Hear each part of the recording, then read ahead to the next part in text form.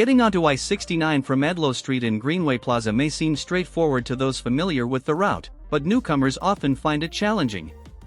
Let's break down the exact steps to ensure you don't accidentally take a wrong turn and end up miles off course. Start by heading south on Edloe Street, past Richmond Avenue. Position yourself in the right lane, but avoid the far right lane which leads to Lakewood Church. Watch for the exit, signal right and take this ramp. You'll approach a fork in the road. Maintain your position in the right lane. As you reach the end of the ramp, you'll see a yield sign where the I-69 feeder road approaches.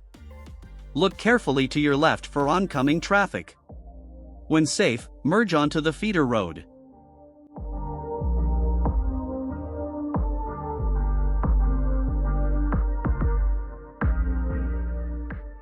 Once you're on the feeder road, signal left and move into the left lane to prepare for highway entry.